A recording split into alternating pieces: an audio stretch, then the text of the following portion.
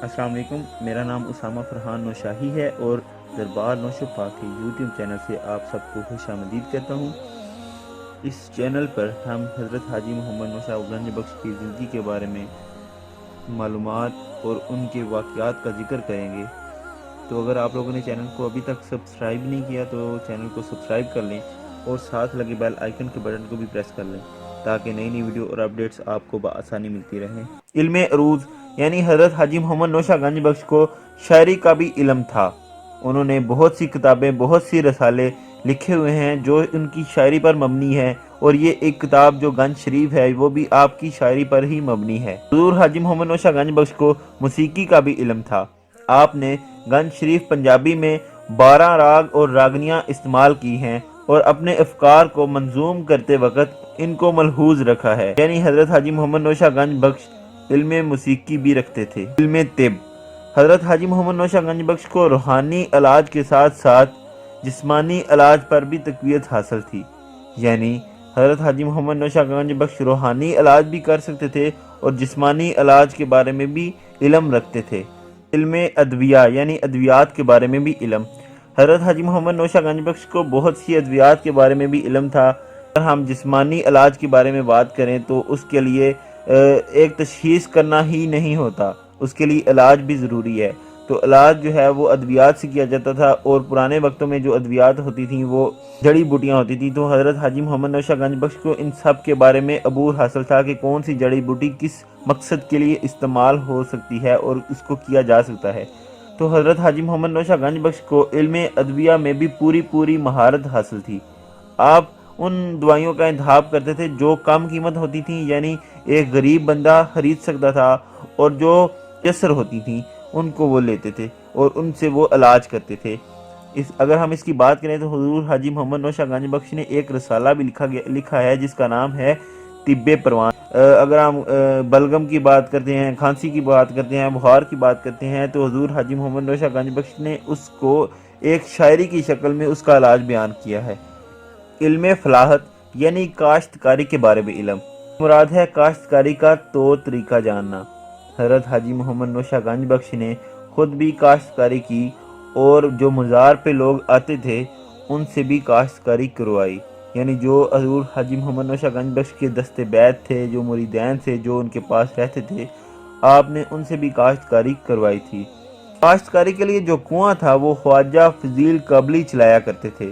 کاشتکاری کے لیے جو کسان تھے، یعنی جو مزار پہ لوگ آتے تھے یا جو مزار پہ رہائش پذیر تھے اور کاشتکاری کرتے تھے، کاشتکاری کرنے کے لیے جاتے تھے، کو جو روٹیاں مہیا کی جاتی تھیں وہ حضرت شیخ عبد الرحمن پاک کی ذمہ داری تھی۔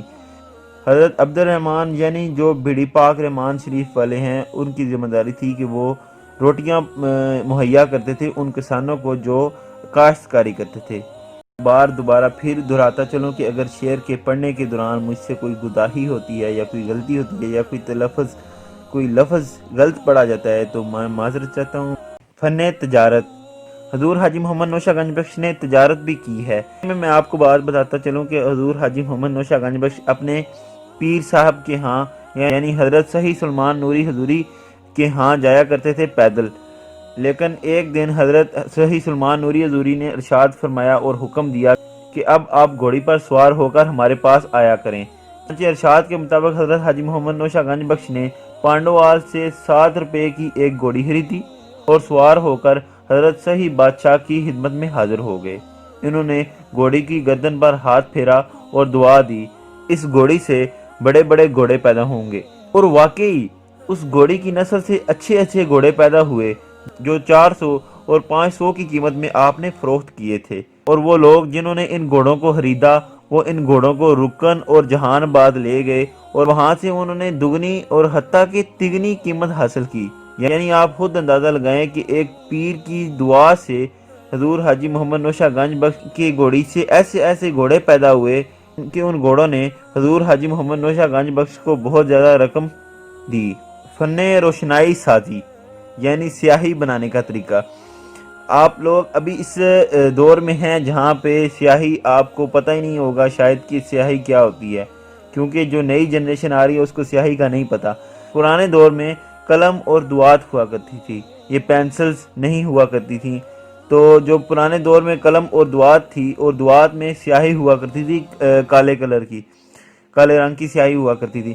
اب یہ جو سیاہی تھی اس کو بنانے کا طریقہ بھی حضور حاجی محمد نوشہ گنج بخش کو معلوم تھا، اور وہ اکثر اوقات اس سیاہی کو بنانے کا طریقہ بیان کرتے تھے، اور انہوں نے گنج شریف میں یعنی جو ان کی کتاب ہے اس میں سیاہی کا طریقہ بھی انہوں نے بیان کیا ہے، اور یہ طریقہ جو ہے وہ انہوں نے شاعری کی صورت میں بیان کیا ہے۔ فن کتابت، اگرچہ تاحال آپ کے دست مبارک کی کوئی تحریر نہیں مل سکی، مگر فن زر نگاری کا طریقہ جاننے اور حضرت سچیار صاحب کو سمجھانے سے ثابت ہوتا ہے کہ آپ کتابت کا فن بھی ضرور جانتے تھے۔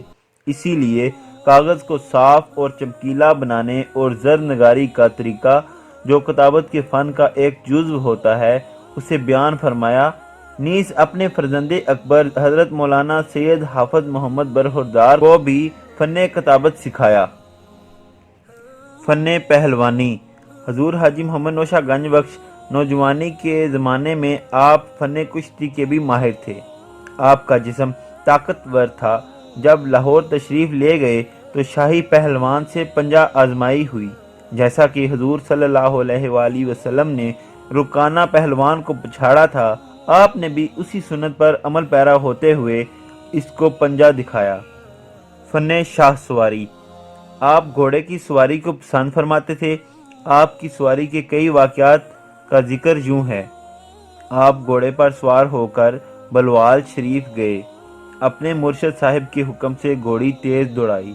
نمبر 3، گھوڑے پر سوار تھے جبکہ قاضی حشی محمد ہمراہ تھے، گرم ریت آپ کے تصرف سے سرد ہو گئی، حضرت سچیار صاحب نے ایک گھوڑا نظر کیا، آپ اس پر سوار ہو کر نوشہرہ سے روانہ ہوئے، حضرت سچیار پیدل چل دیے۔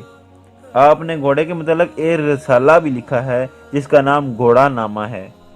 فن حرب، یہ بات بھی ظاہر ہوتی ہے کہ حضرت حاجی محمد نوشہ گنج بخش نے بہت سی جنگوں میں حصہ لیا اور ان جنگوں میں فتح بھی حاصل کی ہے۔ فن شمشیر بازی یعنی تلوار چلانا، حضور حاجی محمد نوشہ گنج بخش کو تلوار چلانے کا بھی علم تھا، کیونکہ اس دور میں، اس زمانے میں جو جنگ ہوتی تھی وہ تلواروں سے ہوا کرتی تھی، تو حضور حاجی محمد نوشہ گنج بخش کو تلوار چلانے کا بھی علم تھا۔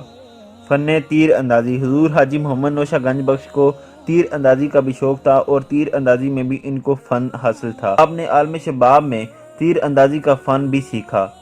آپ کا نشانہ پختہ تھا، ڈاکوؤں کے خلاف جنگوں میں متعدد بار شریک ہوئے اور فتح بھی حاصل کی۔ نشانہ ایسا پختہ تھا کہ ایک تیر سے 2-3 دشمنوں کو زخمی کر دیتے تھے۔ تو ناظرین، یہ وہ فن تھے جو حضرت حاجی محمد نوشہ گنج بخش نے حاصل کیے اور جو وہ ان کو آتے تھے۔ ناظرین، آج کے لیے اتنا ہی۔ اگلی ویڈیو تک مجھے دیجیے اجازت۔ میرا، آپ کا اور ہم سب کا اللہ نگہبان۔